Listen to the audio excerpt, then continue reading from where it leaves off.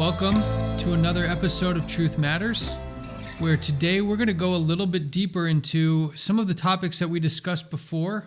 Again, I'm joined by Mackenzie Drebbett and Walter Feit to bring everybody a bit of an urgent message in this episode. We are going to continue looking at what we've looked at before, which are some of the secret societies and the powers behind that, and really point to things that will help you, the viewer, come to understand the nature of the reality that we live in and of the current circumstances that we are in, but also give you some more specifics about the organizations and the individuals that are currently turning the wheels as the daily lives of individuals around the world are being uprooted.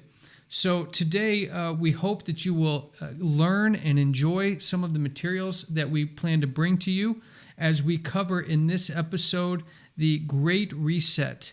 Mackenzie, Walter, once again, thanks for joining. Thank you. Thank you. I think this is going to be a very, very interesting one. So today we're going to cover this concept that's been going around quite a bit. There's a lot of people on both sides of the political and social spectrum that have heard this term, the Great Reset.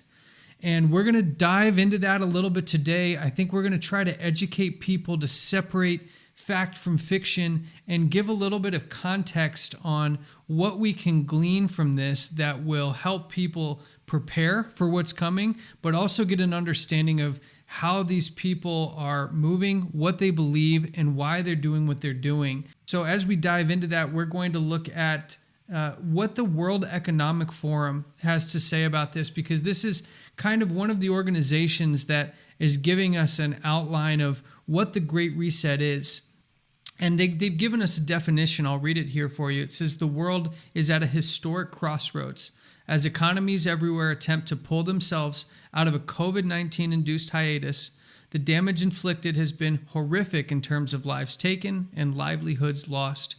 However, it presents an opportunity to rebuild in a more inclusive and responsible way.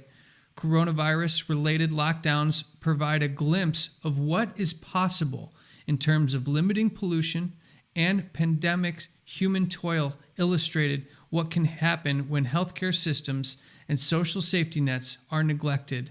Now it's up to leaders in the private and public sectors to seize the moment and help create a more equitable, and sustainable society. There's a lot of trigger words in here, guys, that I want to draw out because we're going to see this common thread as we go through more and more and pick out what these people are trying to shape. What do you guys hear when you hear this description from the World Economic Forum and some of these trigger words, such as opportunity to rebuild a more inclusive society, social safety nets and healthcare systems being neglected? Do these things start to stand out to you as interesting given the context of what we know? One thing that you find immediately is that common community, which links into solidarity. Those are all the buzzwords that we hear in the world today. And the divides that supposedly have divided humanity, they must disappear, and we must all become part of one melting pot. Yeah, it definitely is pushing for universal sort of inclusiveness, right? Which on the surface doesn't seem to sound so bad, but I'd like to take us inside the World Economic Forum a little bit and listen to what the executive chairman, Klaus Schwab, has to say about this himself, because it'll start to give us an indication on how much of our lives will be impacted by this Great Reset. These are our direct quotes from Schwab himself. He says, to achieve a better outcome, the world must act jointly and swiftly to revamp all aspects of our society and economies. Now listen to what's covered in all aspects. Education to societal contracts and working conditions. Every country from the United States to China must, emphatically must participate, and every industry from oil and gas to tech, again the word must, be transformed. Now here's the key. Here's how he closes this very encompassing statement out. In short, we need a great reset of capitalism. It sounds like the thing that seems to be in the crosshairs for people like Klaus Schwab is capitalism being a central issue. Why do you think that seems to be the concept that's in the crosshairs right now? Well, again, you have to look behind the scenes, because who could be driving or shaping his economic plan and his economic outlook? We know what the economic outlook is that emanates from the papacy, because it has been made clear in one encyclical after the other, starting with Rerum Novarum and with the last encyclical from Pope Francis about fraternity. And what they are driving for and moving towards is a form of socialism which has similarities with fascism, where the state and the industry are in partnership for the sake of the community. And this model is obviously the papal model. Now you have to ask yourself, this Klaus Schwab, where does he come from? And why is he such an important voice in the world that we are living in? And you can ask yourself, where was he educated? He was educated at the University of Freiburg, which is a Jesuit-run university. So again, we have that connection that links them all together. And the agenda is exactly the same as that which is proposed by these powers. Okay, so we have another connection here again to the Jesuits. Now we're going to connect this a little bit deeper further in the episode. We have some very interesting references and quotes. So what then, why would this group of people, these people, be targeting specifically capitalism? What's the issue with capitalism? Why is that a problem for this world order that they're trying to bring forth? If you go back into history, you will see that they have initiated two streams. The one is capitalism, where private enterprise runs the system, and the papacy has consistently complained about it as too individualistic and self-centered and not geared towards what they so often refer to as the poor. And it's quite ironic that they do much for the poor, but never with their own funds, only with public funds. And then the other system that they set up and that they practiced in their reductions in South America was communism, which is the individual has no participation other than obedience, and the state runs everything. So that sets up the Hegelian dialectic of thesis and antithesis. And this kind of socialism, which is a form of fascism which they are propagating, is nicely in the middle and is what we call the synthesis.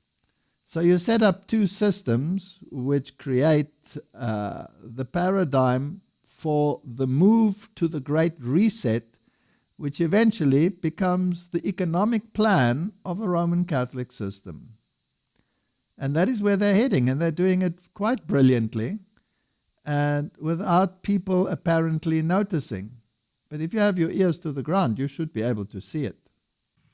Yeah, and to that end, you'll see that Schwab himself has additional very vocal opinions and views on what this should look like and what it would look like for the world. So I'd like to continue looking at some of his statements here, where he says, we must build an entirely new foundation for our economic and social systems. The level of cooperation and ambition this implies is unprecedented. So he's calling for a totally new foundational structure of every part of our economic and social fabric of our society. And he acknowledges that this will be an unprecedented move towards this new system. He continues, he said, but it's not some sort of impossible dream. In fact, one silver lining of the pandemic, and we'll see as we look at more of these quotes, you hear very opportunistic language coming out of this pandemic. There are certain groups of people in the world that have found this to be when you read their own quotes, a fantastic opportunity for something. And as we look more and more, we'll kind of see what they see this valued opportunity as.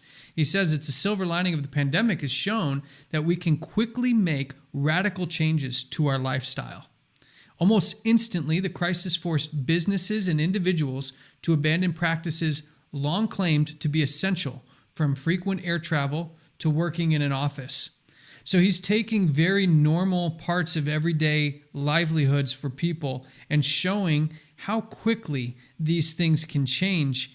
He even continues saying that the pandemic represents a rare but narrow window of opportunity to reflect, reimagine, and reset our world to create a healthier, more equitable, and more prosperous future. Boy, he really seems like he's got our best interests at heart. They're looking to make our future healthier, more equitable, and more prosperous. But what about those people who are already experiencing that kind of life and contributing to others' lives in such a way? How will their lives be transformed in this shift towards new foundations of economic and social systems? Well, one thing the Economic Forum has already made quite clear is that part of the package is that private ownership will disappear. And basically, it is a shift back to the system of the Middle Ages, where you had the feudal system with the lords and the elites in harmony and in partnership with Rome, the one acting as the temporal head, the other one as the spiritual head over all, and ownership residing entirely with the spiritual head, who then disseminates it according to his will. That is what you had in the Middle Ages. That is when a pope had the power to divide a continent and say, this belongs to so-and-so, and this belongs to so-and-so to govern. And if you do not govern according to my will, then you will be removed and replaced by someone else. So that same system seems to be on the cards. And what did it do to your private initiative? You can just look at that era and you will understand why history labeled it the Dark Ages. So this is not light, this is darkness. Now that's an interesting concept, because now I want to just ask the question, why are we all bringing this up right now? Why are we saying that we're going back to this system? Well, we'll see pretty quickly that this is really the plan. This is what they're even saying. This isn't just conjecture. We're not just saying stuff here. This is actually what they're saying, and we're going to show a couple more quotes here. And you can already see there's an undertone to how these people are writing. You also have to ask yourself the question, is there a spiritual agenda behind all of this? Well, obviously there was a spiritual agenda in the Middle Ages, and when people said, no, you have to make up your own mind based on the knowledge at hand, and Martin Luther and the reformers said, no, we do not run according to the system and according to your culture that you've set up and your traditions. We run according to another standard, which happens to be the Word of God. And then each individual gets to decide what their truth in their life is going to be. And that doesn't suit this power at all, because absolute control requires absolute power. And that is where they are heading. To have absolute power, you first have to disempower those who currently have the power. So the middle class will have to go, because that is where a large proportion of the power resides. Small industry will have to go, and they're doing a great job by disassembling it. And as you said, a stay and work from home culture under the guise of and protecting the environment, getting rid of the rush, all these positive buzzwords, but you have no control over your life. You're basically back to being a bird in a cage. And I want to draw people's attention to what this might look like practically. You know, there's been some articles written that saying, oh, there's all these alarmists saying this great reset is this global power shift. And that's not the case. It's more of an ideological, almost an academic view of how we can move and change in our future. But there's actually been a what may be a whistleblower leaked email that's been going around. There will be people who contend this is not the case, and I just want to give our viewers and our listeners, we're more bringing this out as an awareness to you so you can be aware of the information out there.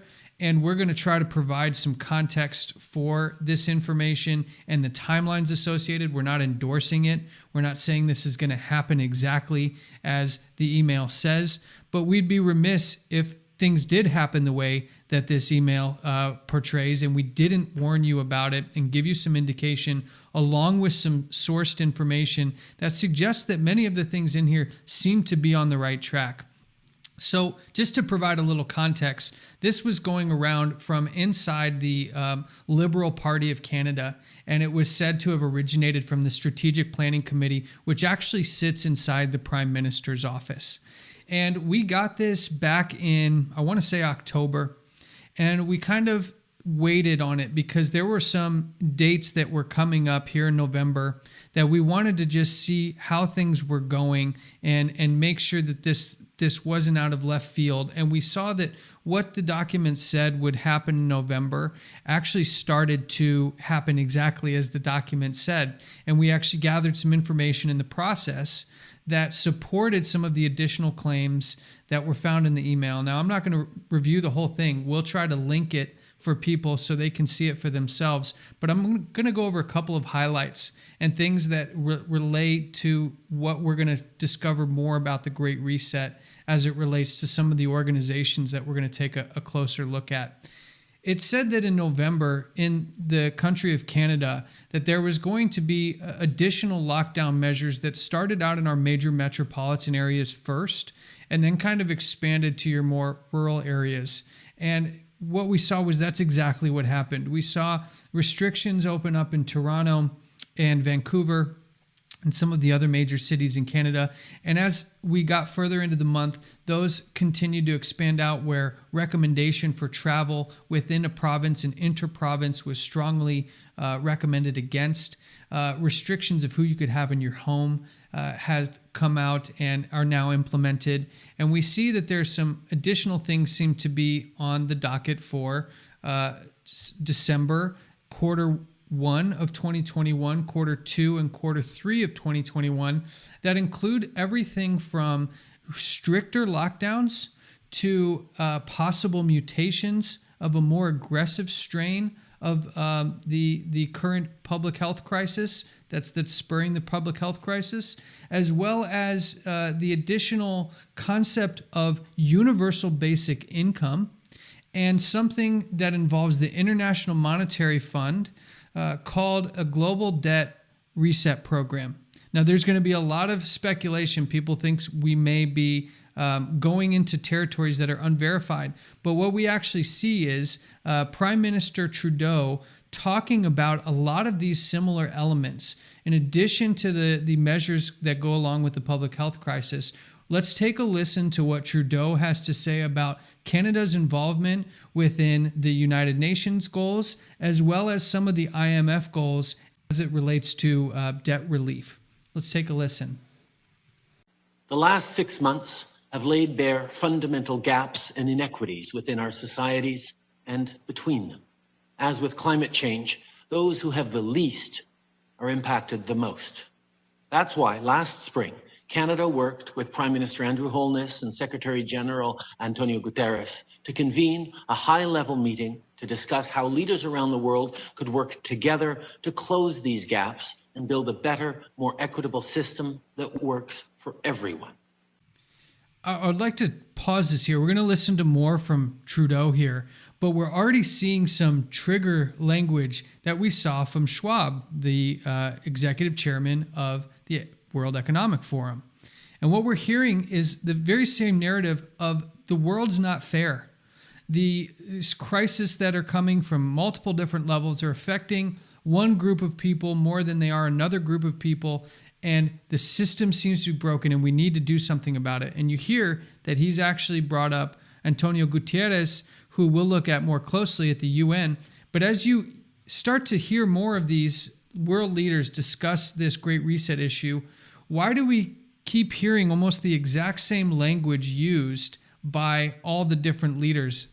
May I just comment that the leaders that are the most vocal in the world at the moment all come from first world countries. And they are talking about a great reset and about the great disparity between the rich and the poor. Now, if you break that down, that would obviously mean, if they're going to reset that system, is that the first world countries will have to give up something so that the others could gain something. And that is breaking down the system that has been set up throughout the world over the last hundreds of years. And the most prosperous nations are those that were derived from the Protestant system. And they have to be dismantled, because if you have that much power and that much ownership, then you are not readily subject to another power. So you have to dismantle it in order to bring about a system of equity where everybody is subject to a central power. So if I may ask another question, who stands to lose? You're Canadians. Does the future prospect for your prosperity look absolutely rosy, or are you going to, according to this speech, expect a downgrade? It definitely seems like there's a tendency toward a downgrade, at least for those that are in a comfortable position. Yes. And how do you achieve that? How do you achieve that? You destroy that which you rely upon, which is your industry, your private-owned industry. That has to go. And then you become a slave to the system, because in order to survive, you have to rely on what they are now actually implementing, which is a government handout to sustain you. And once you are totally dependent upon that, then the government has total control over you. I'm always surprised in the third world countries, why is there no effort to improve the economies? Why are they happy to see them coast along and even live in a downward spiral until everything is basically destroyed? If you look at Africa, one economy after the other is in a spiral, and they're talking a lot, but they're talking about a great reset, they're talking about a new future, they're talking about bailouts, they're talking about debt relief, and all of these issues. But all of them come with a price tag if the World Economic Forum is attached to this. And that price tag means that you are subject to the control and whim of another power.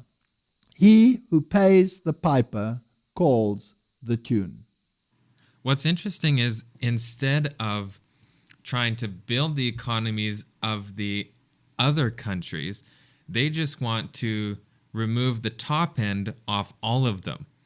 It's like, for some reason, people who are well off are the problem, and not trying to help the people who are lower, but just trying to get rid of the people off the top. Exactly.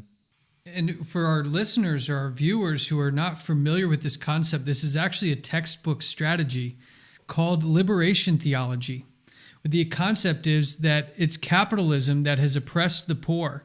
It is actually the enemy of the uplifting of the poor. So as we listen to people like Schwab and others at the UN and the International Monetary Fund and around the world, we get a growing sense that the enemy of this group that has a goal for a great reset is very much to get rid of capitalism, as it's seen as the enemy and the entity that is holding down and oppressing those who have not.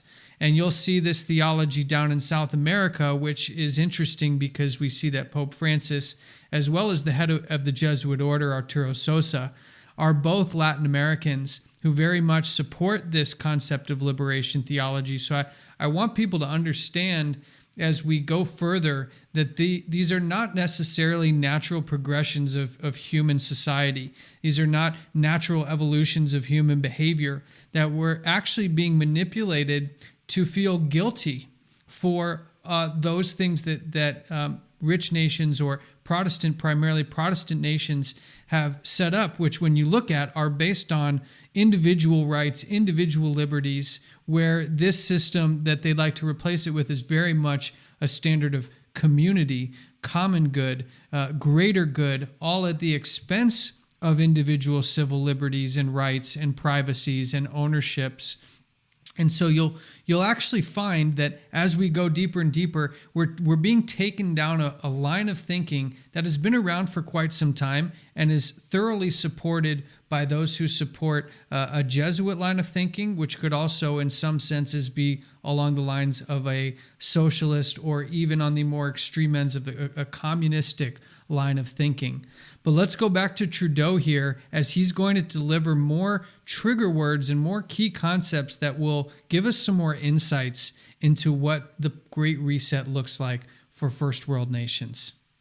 Over the course of the summer, our 6 working groups produced over 250 policy options. On September 8th, finance ministers gathered to discuss these options and their recommendations for the short, medium, and long term. The most promising ideas will be taken up within existing IMF and World Bank processes, as well as at the G7 and G20 leaders' summits later in the fall. Then, in December, we're going to have the opportunity to meet again to discuss the progress we've made. Because we understand that right now we have to fix urgent problems, but in the long run, we also have to fix the system so that it works for everyone. I want to stop again there. We hear some trigger words. International Monetary Fund is involved here. World Bank is involved here.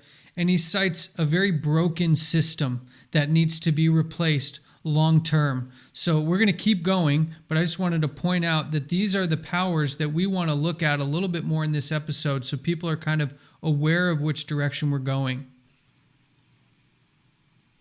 To eliminate this virus anywhere, we need to eliminate it everywhere. While scientists work around the clock to develop a vaccine, as governments, we have the responsibility to ensure it'll be distributed quickly and fairly around the world. On Friday, I announced that Canada will provide $440 million to the COVID-19 Vaccine Global Access Facility, including $220 million to the Advanced Market Commitment to help low and middle-income countries access vaccines. This is an important initiative, and I encourage other governments to join in as well. We need to work together, and not just on vaccines. Canada believes that a strong, coordinated response across the world and across sectors is essential. This pandemic has provided an opportunity for a reset. This is our chance to accelerate our pre-pandemic efforts to reimagine economic systems that actually address global challenges like extreme poverty, inequality, and climate change. Did I just hear Klaus Schwab speaking, or was this the Prime Minister of Canada? Because the narrative is so similar that I'm having trouble distinguishing where did this agenda stem from. Did it start with the World Economic Forum? Did it start at the governmental level? What do you guys hear with Trudeau using some of this language involving, we know Gutierrez at the UN, now we have the International Monetary Fund and the World Bank. What do you guys hear when you hear this kind of language being used in the midst of the crisis that we're currently in? Well, you definitely hear that there's a similarity to what all these guys are saying. And you hear the trigger words, and a lot. This is a packed little piece here from Trudeau. And he says that we need a great reset. And he said it was a pre-pandemic plan. So this isn't a response to a pandemic like most people were saying. Oh, this is it's not something that was planned before. This is just something that's, because everything had to be shut down and now people are needing help. No, this is something that was before. So it's not something new. It's pre-pandemic plan, this great reset. And the other issue is that they're riding a specific horse, and that is called COVID-19.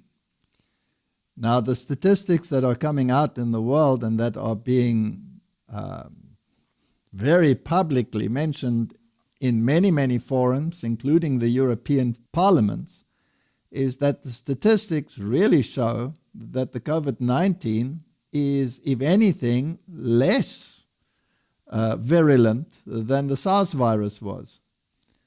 And they are rushing towards a universal inoculation of all of humanity for one specific viral strain, when they are acknowledging that it will mutate into other strains probably in the near future.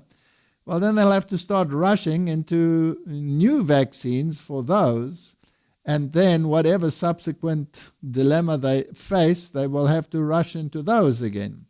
So it's not about vaccines. It's not about the level of disease which is produced by the particular virus, because we've had worse strains in the past. So what is it really about? It's about the Great Reset. That's what they want. And they're just riding this horse, which is either a pandemic or a plandemic, whichever way you want to look at it. And this is not actually new. This whole concept of a reset, this whole concept of the resetting of the world systems, the social systems, we actually have seen a trail that most people have missed because they're busy with their everyday lives. And as we talked about last time, there's not really a time to set aside to study and research history and the players and the people and what groups they're a part of. But we actually have seen in our fairly recent American history another U.S. president referring to what is a very United Nations agenda. We see that Trudeau, and we'll see that a lot of these other world leaders and global organizations are tying this in with climate change, which are very much related to the Sustainable Development Goals, what's also known as the 2030 Agenda by the United Nations. And we can actually see, if we go back a little bit, George Bush Sr. talking about this issue. Mackenzie, tell us a little bit about what you found when you looked into this commentary by the former U.S. president. So a couple interesting things. With that interview of Trudeau, he actually continues. We don't have time to play all of it, but it's extremely interesting. And later on in the interview, he actually says that he's wanting to work the 2030 agenda of the UN. He says that right in this interview. So that's very interesting because you can see where his mindset is coming from. It's very UN orientated. Now, I have a couple clips here that are extremely interesting because we think that each country is very nationalist, but we'll find out that they're not as nationalist as you may think. So I have 3 clips here that are extremely interesting. We've signed a climate convention on the importance of economic instruments and free markets. We're included in this mammoth Agenda 21 document and the Rio Declaration. Let me be clear on one fundamental point. The United States fully intends to be the world's preeminent leader in protecting the global environment. So what are some of the interesting things that you guys seen in this first clip while I grab the other one? Yes, there is something interesting in that. He quite categorically said that the United States has to be the leader when it comes to the environmental issues. Now, it seems as though the opposite happened under the Trump administration, because they withdrew from the Paris Accord.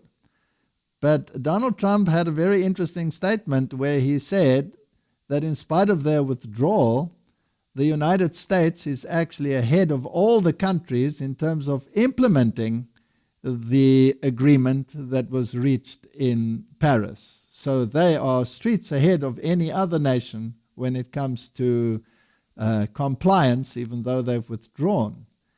And now the president has said that he will take the United States back into that forum, and it would actually enter into that forum as the leader because, according to Donald Trump, they are ahead of the other nations. So still everything went according to plan, even though it seemed not to go according to plan. Okay, so we see that they're very much on the same trajectory, even if they almost seem that they're not, as the United Nations goals here. So now here's a couple interesting clips where Bush Sr. is saying that we need to fulfill the dreams of the founders of the United Nations. This is an historic moment. We have in this past year made great progress in ending the long era of conflict and Cold War. We have before us the opportunity to forge for ourselves and for future generations a new world order, a world where the rule of law, not the law of the jungle, governs the conduct of nations. When we are successful, and we will be, we have a real chance at this new world order, an order in which a credible United Nations can use its peacekeeping role to fulfill the promise and vision of the UN's founders. So he was very clear in that he wanted this new world order that the UN desires and dreams to institute. We'll play one more clip here.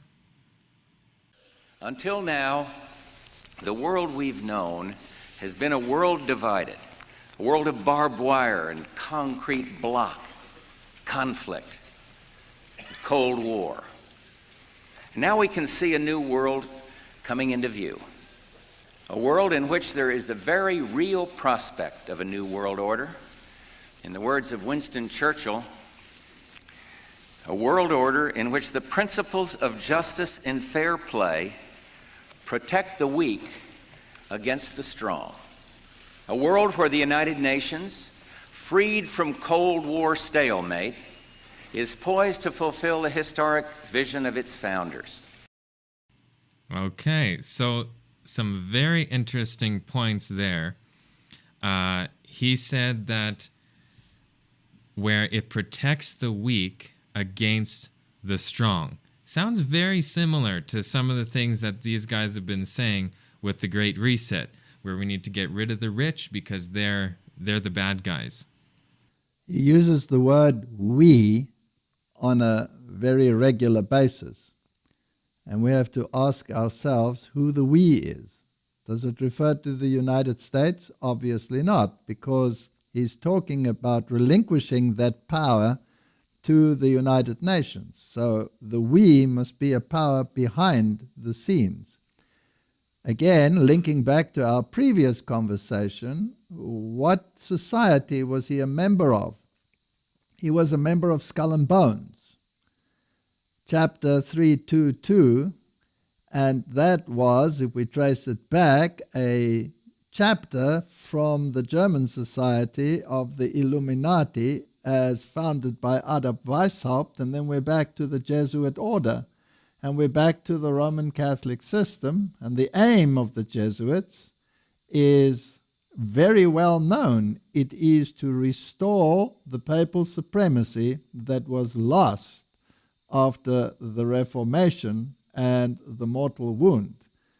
And that is exactly the agenda that they're talking about. He is in fact talking about fraternity which is the latest encyclical of the Pope.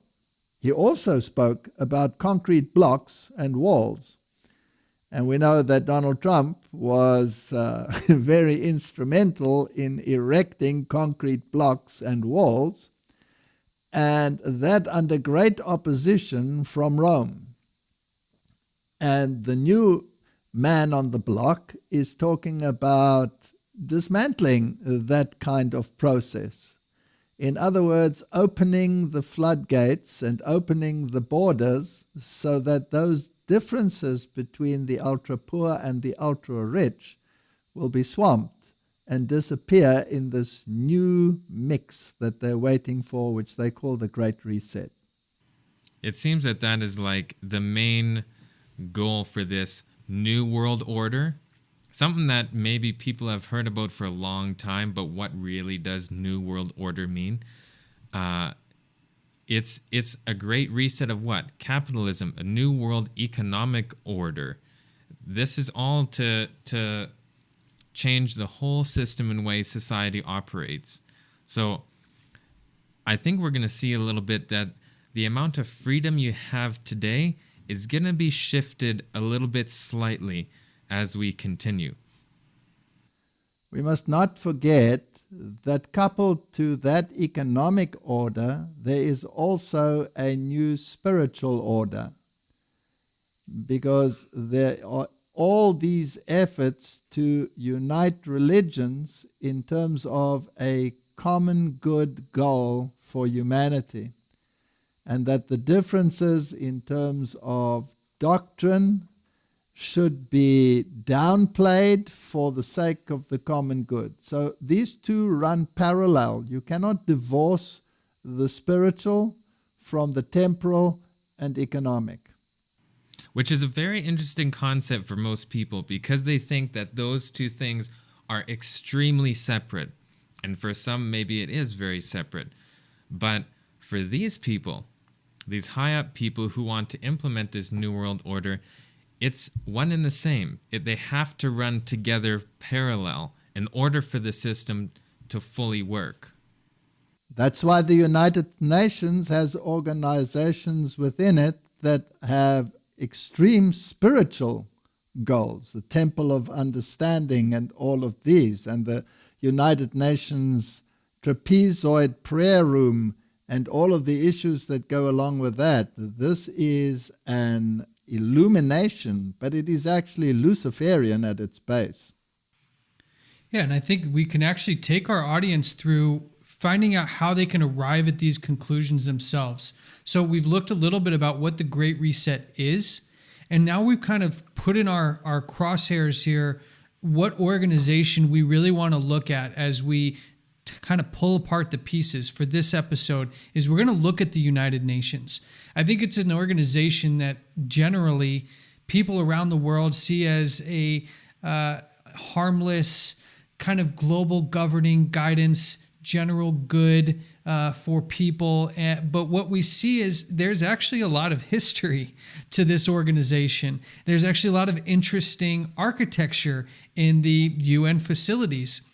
And so we're going to look a little bit deeper inside of the UN and start to help you, the viewer, the listener, understand how we can confidently say there is a very spiritual component to the UN. And we're going to look a little bit deeper at what that is by first starting with the head of the UN, current Secretary General, Antonio Guterres. And we find that Guterres is actually a Roman Catholic, number one, a devout Roman Catholic who has a very special relationship with Pope Francis, but he's also used to be the head and president of an organization called Socialist International. And when we read more and more of this language about the Great Reset, you get very, very socialist overtones. And there's going to be people on some sides of the political spectrum that are going to roll their eyes at this. But let's just use their own language to determine where they sit. And let's look at their prior credentials. For instance, in Gutierrez's case, that when you're the president of a society called Socialist International, there isn't much speculation or conjecture needed to say that the preferred form of governance for this individual, head of the UN currently, is absolutely socialism. And he actually gives us a quote about his views on the Great Reset, where he said, "The Great Reset is a welcome recognition that this human tragedy must be a wake-up call. We must build more equal, inclusive, and sustainable economies and societies that are more resilient in the face of pandemics, climate change, and the many other global changes we face." So we hear, now through Trudeau, through Bush, through Schwab, we see this world is inequitable. We need to be more inclusive. We see the climate change narrative. But he's got a friend in this whole thing. He's got a friend, Al Gore, who has aligned with the UN on many of these things, who spoke about the Great Reset as well, where he said, "I think this is a time for a great reset. We've got to fix a lot of these problems, capitalism, that have been allowed to fester for way too long." So we're seeing the world leaders are very uniformly in agreement with what the problem is, and we see that it's capitalism, and what capitalism has led to, which is inequality, injustice, unbalanced economic and social characteristics for different groups of people, marginalized groups of people. But I'd like to actually go deeper into the United Nations and really start to understand what this organization is, where it came from, and look at the founders of this particular group that has now and is quickly becoming a global governing body. Mackenzie, why don't you walk us through some of what we know about the founding members of the United Nations, which used to be, of course, the League of Nations? So there's a couple interesting things going on there with the United Nations. They're founded in 1919. The forerunner was, as you said, the League of Nations, which that's an important point, because you'll see who, in order to find the founders of the United Nations, you need to understand the founders of the League of Nations. This is from the UN's website. So I'm quoting the United Nations website. The forerunner of the United Nations was the League of Nations, an organization conceived in similar circumstances during the First World War and established in 1919 under the Treaty of Versailles to promote international cooperation and to achieve peace and security. So what we get from here is that the League of Nations was the precursor to the United Nations. So who was involved in forming the League of Nations? One of the founders of the League of Nations, his name was Arthur Balfour. He was also a member of Hort's Apostles. Now, who is Hort? And Walter, could you give us a little more background on Arthur Balfour and who this Hort is, and how they're connected into the League of Nations and now what we see as the United Nations? Well, Westcott and Hort were the two that created the new Greek document on which the modern translations of the Bible are based. And there is a lot of speculation that these people weren't really Protestant at all. After all, Hort was a self-proclaimed Mariologist, which doesn't very well fit into the Protestant thinking. He was also in line with Roman Catholicism in terms of the Eucharist. And both Westcott and Hort were deeply involved in spiritualism. They were evolutionists. So the evidence seems to point to the fact that these individuals were clandestine Jesuits posing as Protestants to bring about an agenda where the Bible can be used, especially in terms of the new translations based on their rendition of the Greek text, that it could be used to favor Roman Catholic doctrine over Protestant doctrine. Okay, and one other point, it's very interesting that they were very spiritualist. They were heading the Society of Psychic Research. Plus, he initiated a society called the Synthetic Society, which one of their main goals was to create a one-world religion. So now we see a connection here more spiritually. So there's a one-world order, but there has to also go parallel with that a one-world religion. So we see this coming into play a little bit more all the way back to the founders of the United Nations. So let's take our listeners and viewers back a little bit and rehash what we said, because we've had a lot of information that's probably coming at them and they're saying, whoa, what's happening here? So what we've done is we're saying right now, in today, our current timeline, the UN is at the very center of what is happening across the world in terms of the Great Reset. What we did is look back and in 1919 saw that this group of men created this League of Nations. And inside that League of Nations, you have a very spiritual component among these original founders who were not only spiritualists, but held seances and were part of a line of thinking that is very much in spiritual in nature, with the goal of bringing about a one world system of governance. And as Mackenzie mentioned, a one world religion. So we're seeing this timeline that can't be ignored, because if we look at an organization today, we have to look at it when it was founded to get the context and the narrative and the kind of sense around that organization when it was created at its inception. Because what we're going to do now is ask you, the viewer, the listener, to do something that helps you find out this information for yourself. I want each of you who has the ability on your phone, your tablet, your computer, whatever you have access to that's connected to the internet, to go to Google and type in the words World Goodwill. 2 words, World Goodwill. This is going to bring up the very first search term that you will see is from an organization called Lucis Trust. I'd like you to click on that link, World Goodwill, Lucis Trust, and scroll all the way down to the bottom footer where you'll see a number of links, and one in particular that says Service and the Divine Plan.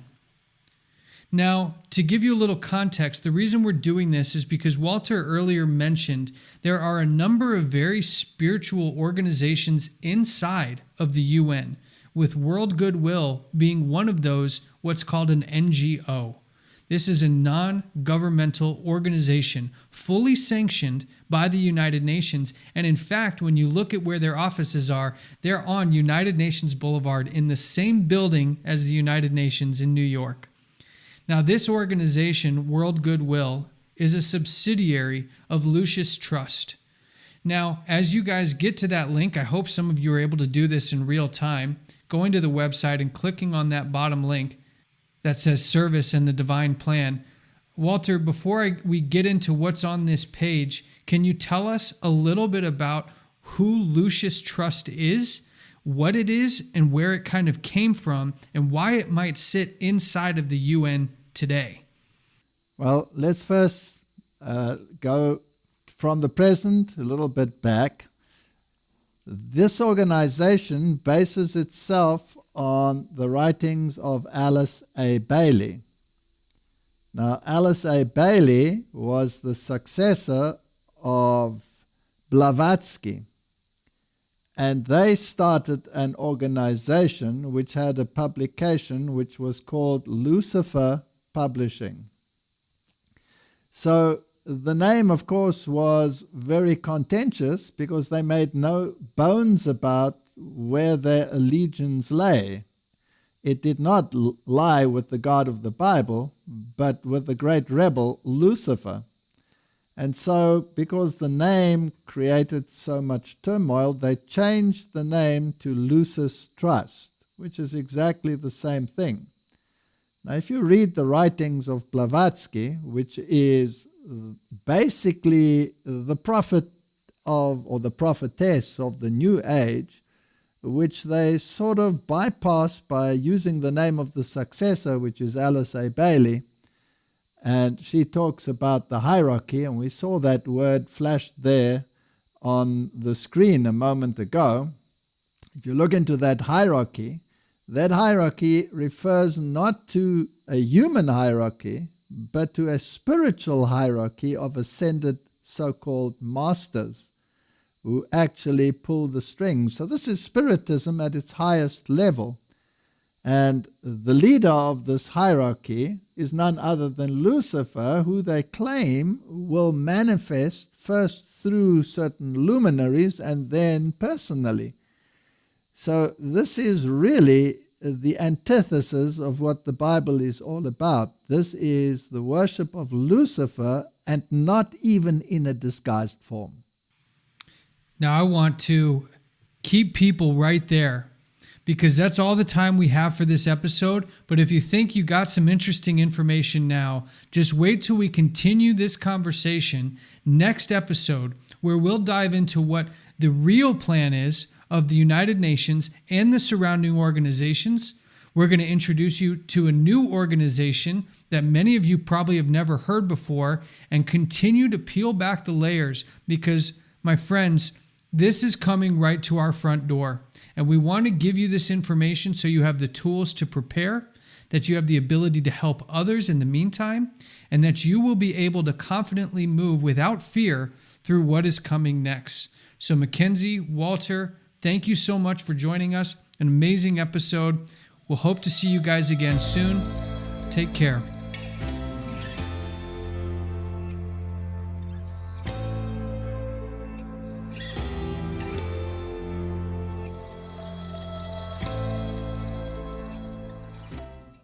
Hi YouTube, I'm Walter Veit from Amazing Discoveries. If you'd like to learn more, or you would like to subscribe, then visit our webpage, donate, share, and we would like to hear from you.